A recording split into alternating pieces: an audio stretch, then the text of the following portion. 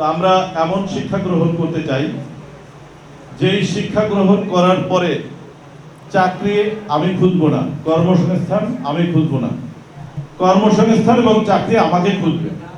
সে প্রচুর পরিমাণে বেকার শিক্ষিত মানুষ। আমরা গতানুগতিক যে শিক্ষা গ্রহণ করছি, একটা সময়ে লেখাপড়া শেষ করছি, আমরা মাস্টার ডিগ্রি পাস করার পরেও একটা ভালো কর্মসংস্থানের জন্য আমরা ছুটতেছি, কিন্তু কর্মসংস্থান হচ্ছে না। খুব স্বল্প কিছু পরিসরে চাকরির জন্য নিজেকে প্রতিযোগী হিসেবে গড়ে তুলি এবং প্রতিযোগিতা করতে থাকি। এক পর্যায়ে না হলে ছিটকে পড়তে হয় এই জায়গা থেকে।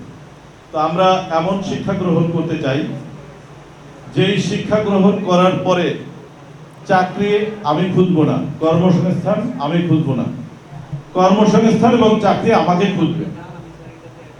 যেরূপ আমরা দেশের বিভিন্ন সেক্টরে, আমাদের দেশে আইটি এক্সপার্ট না থাকে আমরা অন্য দেশ থেকে হায়ার করতেছি।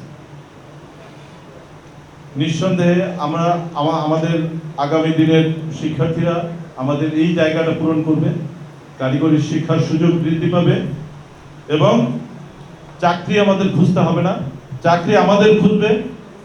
আমরা সেই শ্রেণীর শিক্ষায় শিক্ষিত হতে চাই।